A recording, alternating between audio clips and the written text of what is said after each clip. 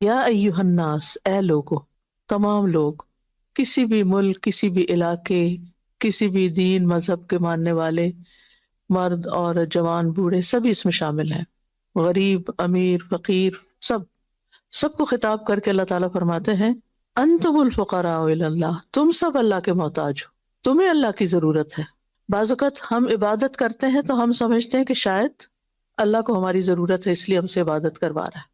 نہیں، اللہ کو کوئی ضرورت نہیں ہے۔ اگر اس نے ہم پر عبادت فرض کی ہے تو یہ بھی دراصل ہمارے فائدے کے لیے، ہمیں اس عبادت کی ضرورت تھی۔ جو احکامات ہمیں اللہ تعالیٰ نے حلال و حرام کے دیے ہیں وہ بھی دراصل ہماری ضرورت ہے، کیا کرنا چاہیے کیا نہیں کرنا چاہیے، یہ جو اللہ تعالیٰ نے ہمیں بتا دیا یہ بھی دراصل ہمارے فائدے کا ہے۔ عام طور پر آپ دیکھیے کہ جب ماں باپ اپنے بچوں کو کچھ باتیں بتاتے ہیں، بیٹا یہ کر لو، کھانا کھا لو، نہا لو، ہوم ورک کر لو، تو بچے کیا ساری باتیں مان لیتے ہیں؟ یہ فوری طور پہ مان لیتے ہیں۔ اور جب ان کو کسی چیز سے روکتے ہیں کہ اب بس اسکرین ٹائم ختم ہے، اب تم سو جاؤ، اب زیادہ جاگ نہیں سکتے، نہیں دوستوں کے ساتھ نہیں جا سکتے، تو عام طور پر کیا ہوتا ہے، وہ تنگ پڑتے ہیں کہ ہمیں کیوں اتنی انسٹرکشن دی جا رہی ہیں۔ وہ یہ نہیں سمجھتے کہ ان کا فائدہ کیا ہے ان کو فالو کرنے میں۔ اسی طرح ہمارا حال کیا ہے، اللہ سبحانہ وتعالیٰ نے جتنے بھی احکامات دیے ہیں وہ دراصل ہمارے فائدے کے لیے دیے ہیں۔ ماں باپ کو نظر آ رہا ہوتا ہے کہ کیا چیز بچوں کے فائدے میں ہے اور کیا چیز فائدے میں نہیں ہے، لیکن بچوں کو وہ فائدہ اور نقصان سمجھ نہیں آتا، لہٰذا کچھ بچے جو مان لیتے ہیں والدین کی بات وہ کامیاب ہو جاتے ہیں۔ اور آپ نے عام مشاہدے میں یہ دیکھا ہوگا کہ جو بچے والدین کی بات نہیں مانتے، نہیں پڑھتے، نہیں اپنے عادات کو بدلتے، پھر وہ زندگی میں کامیاب نہیں ہوتے، وہ بہت سی ٹھوکریں کھاتے ہیں۔ یہ تو ہے انسانوں کا حال اور انسانوں کی بات، اور انسانوں میں سے جو سب سے زیادہ ہمارا خیر خواہ ہے ہمارے والدین، ان کی بات نہ ماننے کا نتیجہ۔ اور کہاں اللہ سبحانہ و تعالیٰ جو ہمارا خالق ہے، ہمارا مالک ہے، اور الرحمن اور الرحیم ہے، جو سب سے زیادہ ہمارے لیے مہربان ہے، جس نے ہمیں پیدا کیا ہے، جو ہمارے فائدے اور نقصان کو سب سے زیادہ سمجھتا ہے۔ الا یعلم من خلق وهو اللطیف الخبیر، کیا وہی نہیں جانے گا جس نے پیدا کیا؟ وہ تو سب کچھ جانتا ہے، ہمارا ظاہر بھی، ہمارا باطن بھی، ہمارے خیالات بھی، ہماری ضروریات بھی، وہ ہر چیز جانتا ہے۔ تو اس نے ہماری ضرورت کے مطابق ہمیں احکامات دیے ہیں۔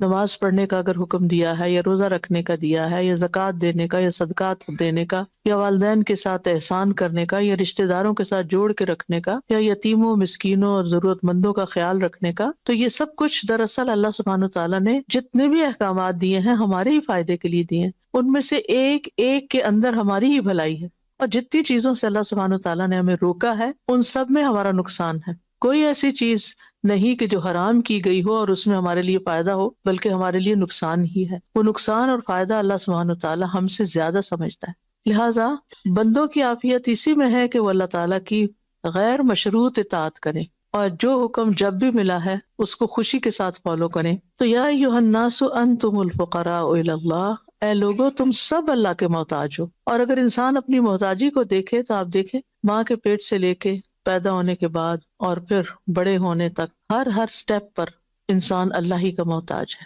وہ کھلاتا ہے تو ہم کھاتے ہیں، وہ نہ دے تو ہم کچھ بھی نہیں کر سکتے۔ وہی شفا دیتا ہے، وہی ہماری ضروریات پوری کرتا ہے، ہر طرح کی جسمانی، روحانی، جذباتی، ہر طرح کی ضروریات وہی ہماری پوری کرتا ہے، اور ہم اسی کے محتاج ہیں، اس کی رحمت کے محتاج ہیں، اس کے فضل کے محتاج ہیں، اس کی نعمتوں کے محتاج ہیں۔ اور نہ صرف یہ کہ اس دنیا میں، بلکہ مرنے کے بعد بھی۔ قبر میں کون ہوگا ساتھ؟ کوئی بھی نہیں، اور صرف اس کی رحمت ہی کام آئے گی، کوئی ایک بھی نہیں، صرف تنہائی ہوگی اور ہم ہوں گے۔ اور جس نے دنیا میں اللہ کو یاد کیا ہوگا وہ وہاں بھی اس کے لیے پھر روشنیاں ہوں گی اور باغ ہوں گے اور راحتیں ہوں گی، روح و ریحان ہوگا۔ اور جس نے اس کو نہیں مانا تو فرمایا یا ایھا الناس انتم الفقراء الی اللہ واللہ هو الغنی الحمید، اور اللہ بے نیاز بھی ہے اور قابل تعریف بھی ہے۔ تم اس کی عبادت کرو یا نہ کرو، اس کو کوئی فرق نہیں پڑتا، وہ تمہاری عبادت سے بے نیاز ہے، وہ ذکر سے بے نیاز ہے، وہ تمہارے صدقہ خیرات سے بے نیاز ہے، وہ تمہاری مشقتوں سے بے نیاز ہے، اس کو تمہاری ضرورت نہیں ہے، لیکن ہاں اگر تم اپنی خوشی سے اس کی عبادت کرو گے، وَإِن تَشْكُرُوا يَرْضَهُ لَكُمْ، اگر تم شکر ادا کرو گے تو وہ اس پہ راضی ہوگا، اس پہ وہ خوش ہوگا۔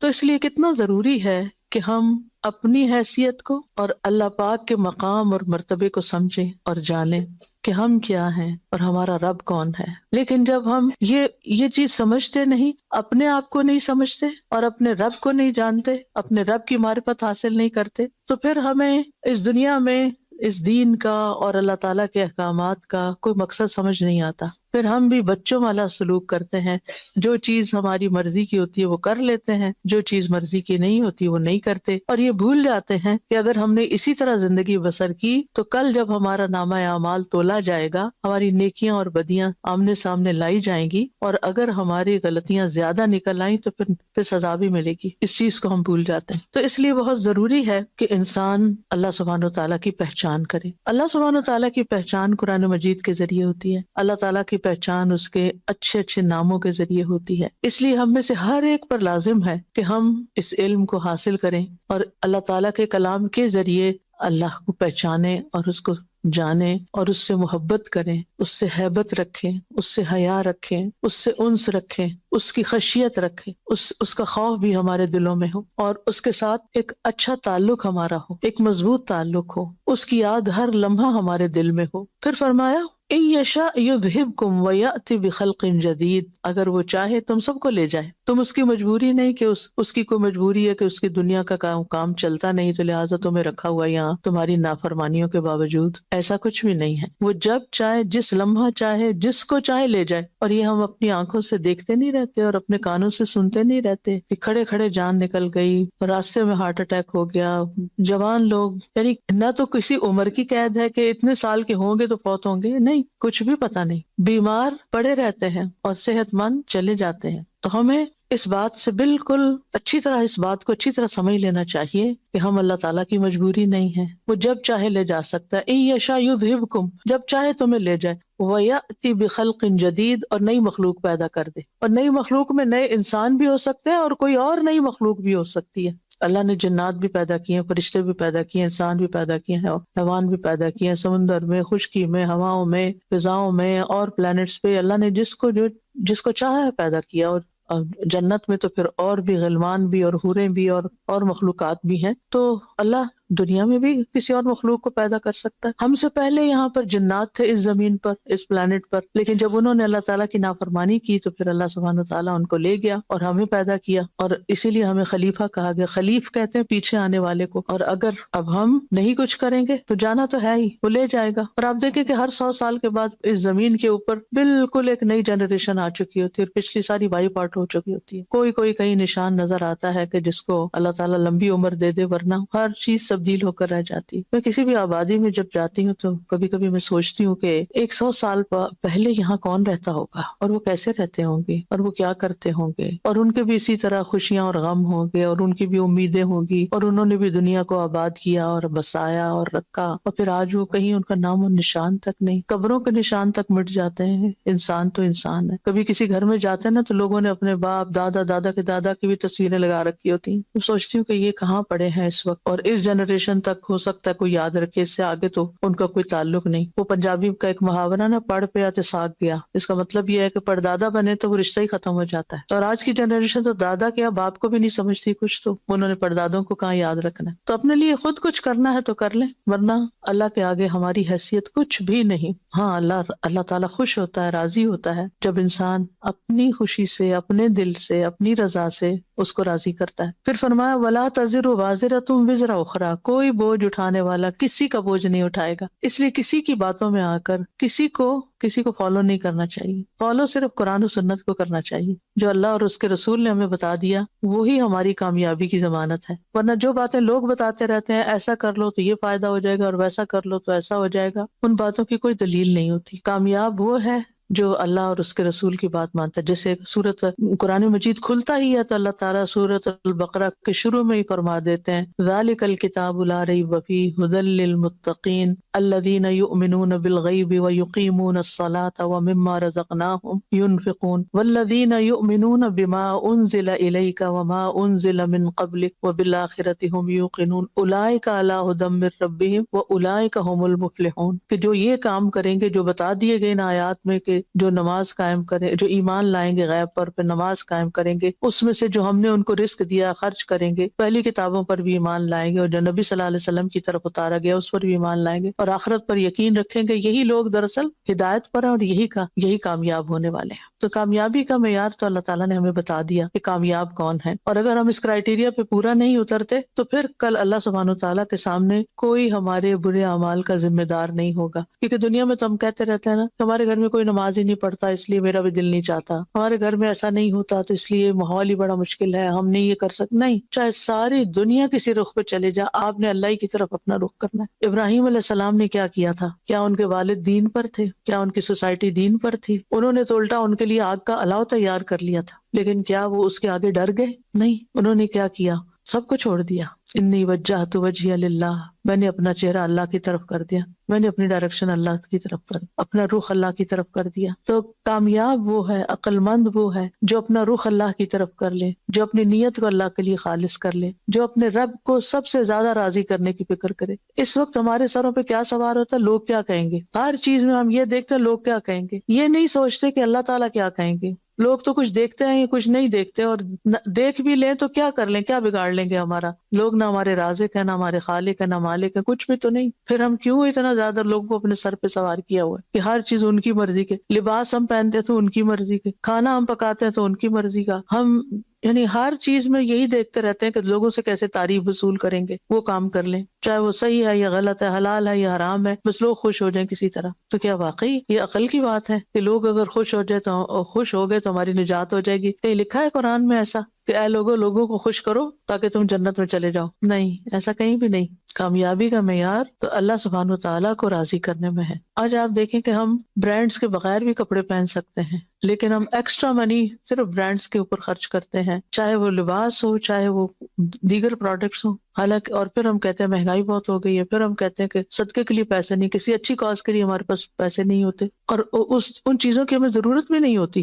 صرف ہم دیکھا دیکھی کر رہے ہوتے ہیں کہ لوگ کر رہے ہیں تو ہم بھی کر لیں، اور یہ نہیں سوچتے کہ ان چیزوں پر اتنا اسپینڈ کرنے کی بجائے کیوں نہ اپنے آخرت کے بینک میں جمع کروائیں اور اچھے اچھے کاموں میں خرچ کر جائیں. اس طرف ہمارا دھیان کم جاتا ہے. تو قیامت کے دن کوئی شخص کسی کا بوجھ نہیں اٹھائے گا. وَإِن تَدْعُ مُثْقَلَةٌ إِلَىٰ حِمْلِهَا، اور اگر بوجھ سے لدا ہوا کوئی شخص وہ بوجھ اٹھانے کے لیے بلائے گا کسی کو کہ آؤ میری بہن، میرے بھائی، میرے ماں باپ آئیں اور وہ ذرا میرے گناہ اٹھا لیں، تھوڑے تھوڑے سب کو بانٹ دوں تو ان کا تو نقصان نہیں ہوگا اور میری نجات ہو جائے گی. ایسا کچھ بھی نہیں ہونے والا. ہر شخص کو اپنا بوجھ خود ہی اٹھانا ہوگا. فرمایا لا يحمل منه شيء ولو كان ذا قربى، وہ کچھ بھی اس سے نہیں اٹھا سکیں گے چاہے قریبی رشتہ داری کیوں نہ ہو، آپ سے محبت کرنے والے کیوں نہ ہو. دنیا میں ہر آپ کی خوشی غم میں آپ کے لیے حاضر ہونے والے وہاں کچھ بھی نہیں کر سکیں گے، بالکل بے بس ہوں گے. پھر اللہ تعالیٰ مزید فرماتے ہیں وَمَن تَزَكَّى فَإِنَّمَا يَتَزَكَّى لِنَفْسِهِ، جس نے پاکیزگی اختیار کی وہ اپنی ذات کے لیے کرے گا. اور یہ بالکل سمپل سی سمجھنے والی بات ہے. جب ہم نہاتے ہیں مثلاً، یہاں پاکیزگی سے مراد تزکیہ نفس ہے، لیکن میں مثال اس کو دے رہی ہوں ظاہری پاکیزگی سے. جب ہم نہاتے ہیں تو کون فریش ہوتا ہے؟ کس کو فائدہ ہوتا ہے؟ ساتھ والے کو تو نہیں ہوتا، ہم ہی کو ہوتا ہے نا. تو اسی طرح جب ہم اپنے اندر کا تزکیہ کرتے ہیں، اپنے اندر کو صاف کرتے ہیں شرک سے،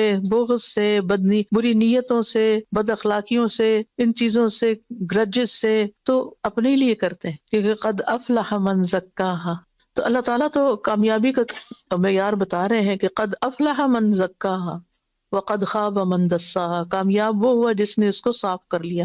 اور دلوں کو صاف کرنا سب سے مشکل کام. ہم اوپر سے اپنی صفائی ساری کر لیتے ہیں، اپنے دانت صاف کر لیتے ہیں، اپنا کان صاف کر لیتے ہیں، اپنے بال صاف کر لیتے ہیں، کپڑے صاف کر لیتے ہیں، گھر صاف کر لیتے ہیں، ساری چیزوں کو ہم خوب چمکاتے رہتے ہیں، لیکن دلوں میں وہی میل اور بغض بھرا رہتا ہے. اس کو صاف کرنا سب سے مشکل کام ہے جس پر ہماری نجات کا نثار ہے. اور جو ایسا کرے گا اپنے فائدے کے لیے کرے گا. یعنی جب ہم اپنے دل صاف کر لیتے ہیں، لوگوں کو معاف کر دیتے ہیں، تو بوجھ کس کا ہٹتا ہے؟ خوشی کس کو ملتی ہے؟ اطمینان قلب کس کو نصیب ہوتا ہے؟ خود ہی کو. تو اس لیے طریقے سیکھنے چاہیے کہ کس طرح ہم اپنا تزکیہ کریں، کس طرح اپنے دلوں کو ہلکا کریں، کس طرح ہم اپنے بوجھ اتار پھینکیں۔ وَإِلَى اللَّهِ الْمَصِيرُ، اور اللہ ہی کی طرف واپسی ہے۔ وَمَا يَسْتَوِي الْأَعْمَى وَالْبَصِيرُ، نابینا اور بینا، اندھا اور دیکھنے والا برابر نہیں ہوتے۔ فرق ہوتا ہے، کتنا فرق؟ صرف 5 منٹ کے لیے آنکھیں بند کر کے گھر کے کام کریں، ہم جیسے تو اپنی جگہ سے نہیں ہل سکیں گے، پتہ نہیں کدھر جا کے ٹھوکر کھائیں گے۔ تو یہ اللہ تعالیٰ فرق سمجھا رہے ہیں۔ تو دیکھنے والا کون ہے یہاں، کہ مراد اس سے کیا ہے؟ یا یہ بتانا مقصود ہے، تو سبھی کو پتا ہے کہ اندھا اور دیکھنے والا نہیں برابر۔ یا بتانا یہ مقصود ہے کہ جو لوگ اللہ سبحانہ وتعالیٰ کی طرف سے آئی ہوئی ہدایت کو دیکھنے کے قابل ہیں اور جو اس سے آنکھیں بند کر کے جی رہے ہیں، یہ دونوں ایک جیسے نہیں ہیں۔ ان دونوں کی نہ زندگی ایک جیسی ہے، نہ موت ایک جیسی، نہ انجام ایک جیسا۔ اللہ نے ہمیں آنکھیں دی ہیں اور ہمیں ہدایت کے لیے کچھ کتاب بھی اپنی دی ہے، لیکن ہم کتنا پڑھتے ہیں اس کو، کتنا سمجھتے ہیں اس کو، کتنا ہمارا اس کے ساتھ تعلق ہے۔ پھر فرمایا وَلَا الظُّلُمَاتُ وَلَا النُّورُ، اندھیرے اور روشنی بھی نہیں برابر۔ اندھیرے میں رہنا، آج کل آپ دیکھیں نا سورج نہیں نکلتا تو ایک اندھیرا اندھیرا سے چھایا ہوتا ہے، جن دنوں میں سورج نکلتا ہے ہر چیز گرینری نظر آتی ہے، نیلا آسمان نظر آتا ہے، فریش ایئر چل رہی ہوتی ہے، کتنا فرق ہوتا ہے۔ دو مختلف چیزیں ہوتی ہیں، موڈ ہی بدل جاتا ہے انسان کا۔ تو روشنی سے مراد کیا ہے؟ دین کی روشنی، وحی الہی سے جو علم ہمیں ملا اس کی روشنی۔ اور اندھیرے کیا ہیں؟ جہالت کے اندھیرے، کفر کے اندھیرے۔ تو ایمان کی روشنی، علم کی روشنی، دین کی روشنی، یہ الگ چیز ہے اور اس سے جہالت الگ چیز ہے، برابر نہیں ہے۔ ولا الظل ولا الحرور، سایہ اور دھوپ بھی برابر نہیں ہے۔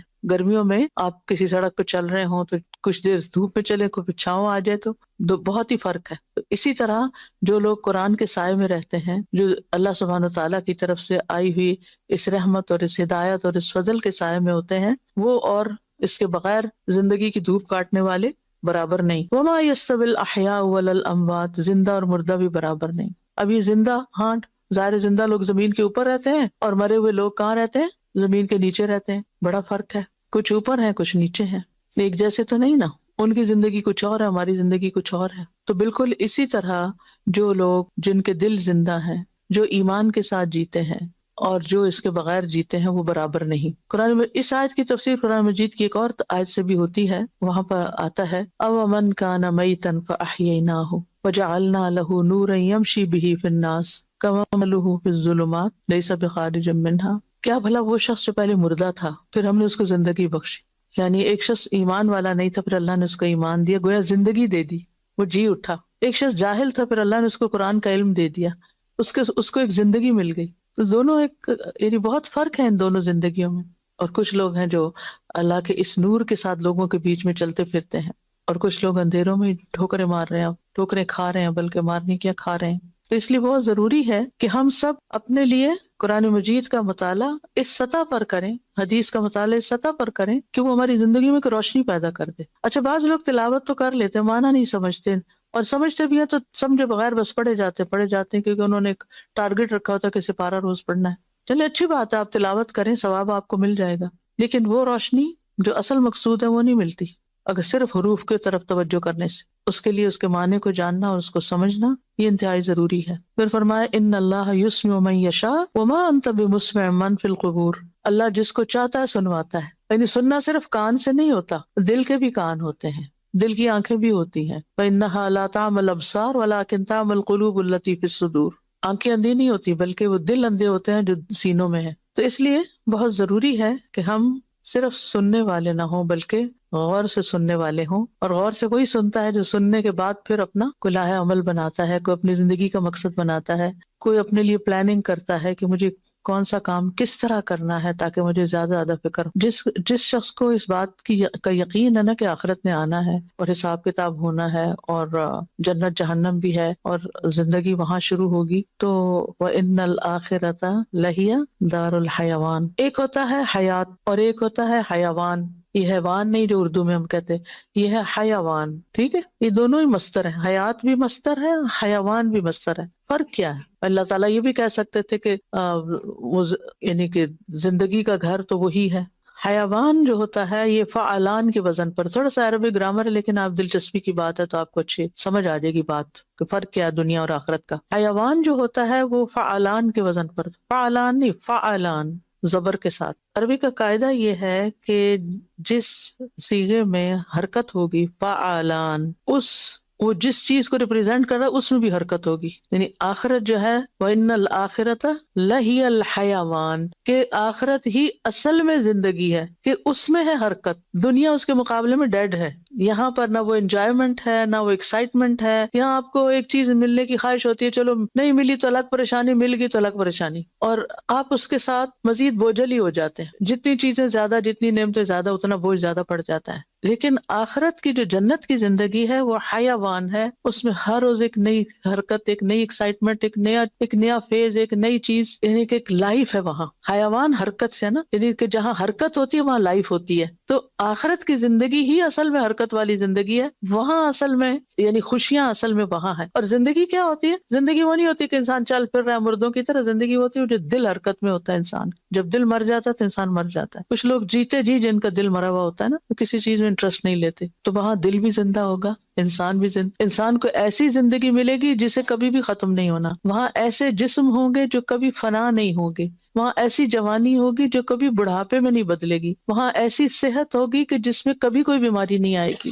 وہاں ایسی خوشیاں ہوں گی کہ جس میں کوئی غم ہی نہیں ہوگا. لیکن ان کو پانے کے لیے پھر یہاں اس دارالعمل میں کچھ کرنا ہے، اور اپنی زندگی کو اللہ کی مرضی کے مطابق کرنا ہے، لوگوں کی مرضی کے مطابق نہیں. کیونکہ لوگوں کے تو اپنے انٹرسٹ ہے نا، ہر کسی کی اپنا خیال ہے، اپنی مرضی ہے، اپنا طریقہ ہے، وہ کس کس کو راضی کریں گے. تو اللہ تعالیٰ نبی صلی اللہ علیہ وسلم سے فرما رہے ہیں کہ آپ جو قبروں میں پڑے ہیں نا، ان کو نہیں سنوا سکتے. یعنی جو مر جاتے ہیں، جن کے دل مردہ ہوتے ہیں، جو قبروں میں ہیں، جو مر چکے ہیں، ان کو آپ نہیں سنوا سکتے. اور وہ اگر سن بھی لیں تو ان کو فائدہ ہی کوئی نہیں. انہوں نے وہاں سے اٹھ کے کرنا کیا ہے؟ تو انسانوں میں سے کچھ لوگ ایسے ہی ہوتے ہیں، وہ زندہ لاشیں جن کے دل مردہ ہیں، جو غور و فکر نہیں کرتے. جیسے اللہ تعالیٰ فرماتے ہیں نا، افلا یتدبرون القرآن ام علی قلوب اقفالها، کیا یہ لوگ قرآن میں تدبر نہیں کرتے، غور و فکر نہیں کرتے؟ کیا ان کے دلوں پہ تالے پڑ چکے ہیں، تالے لگے ہوئے ان کے دلوں پر؟ یعنی تم نے اچھا، جب کسی گھر کو تالا لگ جاتا ہے تو اس کا کیا مطلب ہوتا ہے؟ کہ کوئی اندر نہیں جائے گا، لاک لگا دیا، اندر کوئی نہیں جائے گا. یعنی تم قرآن میں غور و فکر نہیں کرتے، اپنے دل کو لاک لگایا ہوا ہے، اس میں قرآن نہیں اندر آ سکتا. اگر آپ کسی کے گھر جانا چاہیں اور وہ آگے سے کنڈی لگا لے، تالا لگا لے، تو کیسا لگے گا؟ کیسا لگے گا؟ آپ اپنے بیٹے کے گھر جانا چاہتے ہیں، اپنے والدین کے گھر جانا ہے، تو اپنا دروازہ بند کر لیتے ہیں آگے سے.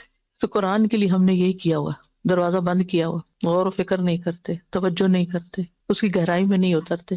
ایک دفعہ پڑھ لینے کو کافی سمجھ لیتے ہیں، یا ناظرہ پڑھ لینے کو کافی سمجھتے ہیں، شعور بیدار نہیں کرتے. قرآن زندہ کتاب ہے اور زندگی بخشتی ہے، اس سے ہم اپنے دلوں کو زندہ نہیں کرتے. اب آپ کہ یہ کیسے کریں؟ ہم بہت طریقے ہیں کرنے کے، اگر نیت اور ارادہ ہو اللہ تعالیٰ رستے دکھا دیتا ہے. والذین جاہدوا فینا لنہدینہم سبلنا. پھر اسی سورت کی آیت نمبر 29 ہے، ان الذین یتلون کتاب اللہ واقاموا الصلاۃ وانفقوا مما رزقناہم سرا وعلانیۃ یرجون تجارۃ لن تبور. بے شک وہ لوگ جو کتاب اللہ کی تلاوت کرتے ہیں اور نماز قائم کرتے ہیں، اور جو ہم نے ان کو رزق دیا اس میں سے چھپے کھلے خرچ کرتے ہیں، وہ ایسی تجارت کی امید رکھتے ہیں کہ جسے گھاٹا ہونا ہی نہیں، جو برباد ہوگی ہی نہیں. لن تبور. اچھا، اب یہ جو پہلی بات شرط لگائی گئی، یتلون کتاب اللہ، ہم عام طور پر اس کا معنی اردو والی تلاوت لیتے ہیں، قرات. ایک ہوتی ہے قرات، ریڈنگ، اور ایک ہوتی ہے تلاوت. تلاوت کا لفظ ہے عربی زبان میں تلا یتلو تلون سے ہے، جس کا مطلب ہے پیچھا کرنا، پیچھے جانا کسی چیز کے. تو تلاوت اس ریڈنگ کو کہتے ہیں جس میں معنی سمجھ کے پڑھا جائے، جس میں معنی پر غور کیا جائے، میننگ جانے جائیں کہ قرآن کہہ کیا رہا ہے. ہم کسی اور کتاب کے ساتھ ایسا ظلم نہیں کرتے جو کتاب اللہ کے ساتھ کرتے ہیں. دوسری شرط کیا ہے؟ وہ اقام الصلاۃ، نماز قائم کرتے ہیں. نماز ان کی زندگی میں سب سے اہم ترین چیز ہوتی ہے. آپ لوگوں نے عصر کی نماز پڑھ لی؟ الحمدللہ. وَأَنفَقُوا مِمَّا رَزَقْنَاهُمْ. اور تیسری چیز، اس میں سے جو ہم نے ان کو رزق دیا وہ خرچ کرتے ہیں، سینت کے نہیں رکھتے، نکالتے رہتے ہیں. سوچیے اگر آج ہم مر جائیں تو ہماری چیزوں کا کیا ہوگا؟ ہمارے کس کام کی؟ ہمارا تو ہم سے تو جدا ہو گئے، ہم تو اس کے، ہماری جو اونرشپ ہے وہ بھی ختم ہو گئی نا. اب وہ ہماری نہیں رہی، وہ تو وارثوں کی ہو گئی فوراً. ہماری تو وہ ہے جو ہم نے کھا کے ختم کیا یا پہن کے پرانا کیا یا آگے بھیج دیا. اب تین چیزیں یہاں بتائی گئی ہیں کامیابی کے لیے. پہلی ہے علم، کتاب اللہ کی کو سمجھ کے پڑھنا. دوسری ہے عبادت، اور وہ ہے اقام الصلاۃ، جس میں نماز کی شرائط اور ان تمام چیزوں کو مد نظر رکھ کے پڑھنا. اور تیسری ہے حقوق العباد کی ادائیگی، دوسروں پر اپنا مال خرچ کرنا. اور اس میں صرف مال خرچ کرنا ہی نہیں، وَمِمَّا رَزَقْنَاهُمْ، جو بھی ہم نے ان کو رزق دیا ہے، جو چیز بھی دی ہے، علم دیا ہے، مال دیا ہے، وقت دیا ہے، صلاحیتیں دی ہیں، قوتیں دی ہیں، ان کو خرچ کرتے ہیں، ان کو استعمال کرتے ہیں، ان کو دوسروں کو فائدہ پہنچانے کے لیے استعمال کرتے ہیں، جو بھی ہم نے ان کو عطا کیا۔ مما رزقناہم، رزق کا مطلب ہوتا ہے عطا کرنا، دینا، جو بھی ہم نے ان کو بخشا ہے اس میں سے کھلے چھپے یعنی وہ ہر طرح سے کرتے ہیں، کبھی چھپا کے کرتے ہیں اور کبھی چھپا نہیں سکتے تو دکھا کے بھی پھر روکتے نہیں۔ کچھ لوگ کہتے ہیں نا وہ اچھا اگر ہم نے دکھا کے دی یعنی سامنے کوئی نیکی کی تو ہماری نیت خراب ہو جائے گی تو بہتر نہیں کرتے، نہیں، جو بھی موقع جیسا بھی موقع وہ کام اپنا نیکی کا کرتے چلے جاتے۔ فرمائی یہ کس لیے؟ لیوفیہم اجورہم ویزیدہم من فضلہ، تاکہ ان کے اجر، اللہ تعالیٰ ان ساری چیزوں کو مزدوری قرار دیتے ہیں جن کی اجرت ملے گی جا کے، تاکہ ان کو ان کے اجر پورے دے، ویزیدہم من فضلہ، اور انہیں اپنے فضل سے زیادہ بھی دے۔ یعنی اس سے پتہ چلتا ہے کہ اللہ تعالیٰ قیامت کے دن لوگوں کو صرف ان کے اعمال کا بدلہ ہی نہیں دے گا بلکہ جنہوں نے اچھا کیا ان سے خوش ہو کر راضی ہو کر زیادہ بھی دے گا۔ یزیدہم من فضلی، یزیدہم من فضلی، اس میں اضافہ بھی کرے گا، اور کتنا، یعنی ایک ذرے کو بھی اللہ تعالیٰ کتنا آنر بخشے گا۔ آتا ہے نا وَإِن تَكُ حَسَنَةً، اس سے پہلے ذرے کی بات آتی ہے، وَإِن تَكُ حَسَنَةً يُضَاعِفْهَا وَيُؤْتِ مِن لَّدُنْهُ أَجْرًا عَظِيمًا۔ یہ سورۃ النساء کی آیت ہے، پہلا حصہ میرے ذہن سے نکل گیا ہے۔ یہ آیت مجھے بہت ہی میرے دل کو لگتی ہے کہ اللہ اتنا قدردان ہے۔ ہمیں نا شیطان یقین نہیں آنے دیتا کہ اللہ تعالیٰ قدردان ہے، کہ ہم جو نیکی کرتے ہیں اس پر کچھ ملے گا، ہمیں ہر وقت اس شک میں رکھتا ہے پتہ نہیں کوئی فائدہ ہو رہا ہے کہ نہیں، تم کیوں اپنے آپ کو اتنا کھپا رہی ہو، پتہ نہیں کچھ ملے گا یا نہیں۔ مثقال ذرۃ شاید آتا ہے، پتہ نہیں سورۃ، اس سے پیچھے چلیں کہ حافظ ہے تو مجھے بتایا یہ آیت اتنی خوبصورت ہے کہ میں سورۃ النساء ہے بھی کافی بڑی، ہاں، ان اللہ لا یظلم مثقال ذرۃ، ان اللہ لا یظلم مثقال ذرۃ وَإِن تَكُ حَسَنَةً يُضَاعِفْهَا وَيُؤْتِ مِن لَّدُنْهُ أَجْرًا عَظِيمًا۔ سبحان اللہ، ایسا بدلہ تو کوئی بھی نہیں دیتا، کوئی بھی نہیں دیتا، ماں باپ بھی نہیں دیتے، دوست بھی ہے، یعنی کسی کے ساتھ آپ ساری زندگی بھی احسان کرے تو آپ کو اتنا بدلہ کوئی نہیں دے سکتا۔ اللہ ذرے برابر نیکی کو بھی ضائع نہیں کرے گا، اتنا رتی برابر بھی ظلم نہیں کرے گا۔ مثقال ذرہ، ذرہ تو نظر بھی نہیں آتا، اتنا چھوٹا ہوتا ہے، اور اگر وہ ذرہ آپ نے نیکی کا کر لیا، ذرے جتنی نیکی بھی کر لی، یضاعف، اس کو ملٹیپلائی کرے گا، ملٹیپلائی بڑھاتا جائے گا، بڑھاتا جائے گا، بڑھاتا جائے گا۔ وَيُؤْتِ مِن لَّدُنْهُ، آپ کے اوپر نہیں چھوڑے گا کہ آپ نے اتنا کیا تھا تو بس اتنا، یہ تو ہم انسانوں کی ایسی عادتیں ہوتی ہیں کہ ایسے کو تیسا، لیکن وہاں تو اللہ کا فضل ہوگا، یؤتی من لدن، اپنے پاس سے دے گا، کیونکہ اللہ کے خزانے تو وسیع ہے نا، جو کچھ آسمانوں اور زمین میں سب اللہ ہی کا تو ہے۔ یہ آیت بھی بڑی دل دہلانے والی، للہ ما فی السماوات وما فی الارض، ہر چیز کا مالک وہی ہے، اللہ ہی کے لیے حسر، اللہ ہی کے لیے جو آسمان اور زمین میں۔ جب کوئی ایک کھجور بھی خرچ کرتا ہے نا پاکیزہ مال میں سے اور خوش دلی کے ساتھ، تو اللہ تعالیٰ اس کو اپنے دائیں ہاتھ سے قبول کرتا ہے اور اس کو اس طرح پالتا ہے جیسے تم میں سے کوئی اپنے پچھیرے کو پالتا، حتیٰ کہ ایک لقمہ جو ہے وہ جبل احد کے برابر ہو جاتا ہے، اتنا بڑا اجر ملتا ہے، جتنا اخلاص اتنا بڑا اجر۔ تو اللہ سے تجارت کرنے والے تو کبھی ناکام رہ ہی نہیں سکتے، جو پیچھے ہم نے پڑھا، یہ اللہ سے کی ہوئی تجارت ہے نا۔ تجارت میں کیا ہوتا ہے، ایک چیز دی جاتی ہے، اس کے بدلے میں دوسری لی جاتی ہے، ایکسچینج ہوتا ہے نا۔ آپ دکاندار کو پیسے دیتے ہیں، وہ آپ کو چیز دیتا ہے، آپ جتنے پیسے دیتے ہیں اتنی ہی ملتی ہے، اس سے زیادہ نہیں ملتی، وہ بعض کا توڑ کے آدھی رکھ لیتے ہیں کہ آپ کا وزن پورا ہو چکا ہے، لیکن اللہ تعالیٰ کے یہاں ایسا نہیں ہے۔ یؤتی من لدنہ اجرا عظیما، عظیم، اور اللہ کا عظیم تو ہمارے عظیم سے بہت بڑا ہے۔ انہ غفور شکور، بے شک وہ بڑا ہی بخشش فرمانے والا ہے اور بڑا ہی قدردان ہے۔ پھر اس کی آیت نمبر 32 سورت کی بڑی زبردست ہے، ثم اورثنا الکتاب الذین اصطفینا من عبادنا، پھر ہم نے اس کتاب کا وارث بنا دیا اپنے بندوں میں سے ان کو جن کو ہم نے چن لیا، فمنہم ظالم لنفسہ ومنہم مقتصد ومنہم سابق بالخیرات باذن اللہ، ان بندوں میں سے، چنے ہوئے بندوں میں سے کون ہیں؟ 3 طرح کے لوگ، کچھ اپنی جانوں پہ ظلم کرنے والے، کچھ درمیانی چال چلنے والے، اور کچھ نیکیوں میں دوڑ لگانے والے ہیں اللہ کے اذن سے۔ ذالک هو الفضل الکبیر، یہ ہے بہت بڑا فضل۔ جنات عدن یدخلونہا، عدن کے باغ جن میں وہ داخل ہوں گے، یحلون فیہا من اساور من ذہب ولؤلؤا، وہاں وہ سونے اور موتیوں کے کنگن پہنائے جائیں گے، ولباسہم فیہا حریر، اور اس میں ان کا لباس حریر کا ہوگا، ریشم کا، سلک کا ہوگا۔ وقالوا الحمد للہ الذی اذهب عنا الحزن، اور وہاں وہ کہیں گے کہ شکر ہے، سب تعریف اس اللہ کی ہے جس نے ہم سے یہ غم دور کر دیا، جو ہمیں اپنی آخرت کے بارے میں غم لگا ہوا تھا کہ ہمارا انجام کیا ہوتا ہے، آج وہ ہمارا غم دور ہو گیا۔ ان ربنا لغفور شکور، پہلے اللہ تعالیٰ نے خود فرمایا کہ غفور شکور ہے، اب بندے اس کا اقرار کریں گے کہ واقعی ہمارا رب بڑا غفور اور شکور ہے۔ الذی احلنا دار المقامۃ من فضلہ، جس نے ہمیں ہمیشگی گھر میں اپنے فضل سے لا ٹھہرایا۔ لا یمسنا فیہا نصب ولا یمسنا فیہا لغوب، یہاں نہ ہمارے لیے کوئی تھکاوٹ ہے اور نہ ہمیں یہاں کوئی بوریت ہے، کوئی اکتاہٹ بھی نہیں ہے۔ دنیا میں تو اچھے سے اچھی چیز مل جاتی ہے پھر ہم اکتا جاتے ہیں، بس روز یہی روز یہی۔ لیکن یہ فضل کس پر ہوگا؟ اس میں مختلف تفاسیر کی گئی ہیں، ان میں سے ایک تفسیر یہ ہے کہ کچھ لوگ ظالم ہیں۔ ظالم وہ ہوتا ہے جو حق نہ دے، اپنے اوپر بھی ظلم کر رہا ہے اور اللہ کا حق بھی نہیں دے رہا، یعنی جو اللہ نے کرنے کو کہا وہ نہیں کر رہا۔ کچھ ایسے ہیں بس کچھ کر لیا کچھ نہیں کیا، وہ درمیانی چال چل رہے ہیں۔ لیکن کچھ جو ہیں وہ نیکیوں میں آگے بڑھنے والے ہیں، وہ سوچتے نہیں رہ جاتے بلکہ آگے بڑھ کے کر لیتے ہیں، جو موقع ملے بس کر لیا۔ تو سابقم بالخیرات، ہم سب کو اپنے اوپر غور کرنا چاہیے کہ جب کوئی نیکی کا موقع آتا ہے تو ہمارا طرز عمل کیا ہوتا ہے۔ ہم فوراً آگے بڑھتے ہیں یا سوچتے رہتے ہیں یا پھر رہ ہی جاتے ہیں پیچھے؟ ہم کہاں کھڑے ہوتے ہیں؟ آج دنیا میں نیکیوں کے معاملے میں ہم جو کریں گے نا، کل وہی سامنے آنے والا ہے۔ تو اللہ سبحانہ تعالیٰ سے دعا ہے کہ اللہ ہمیں عمل کی توفیق عطا فرمائے۔ وآخر دعوانا ان الحمد للہ رب العالمین۔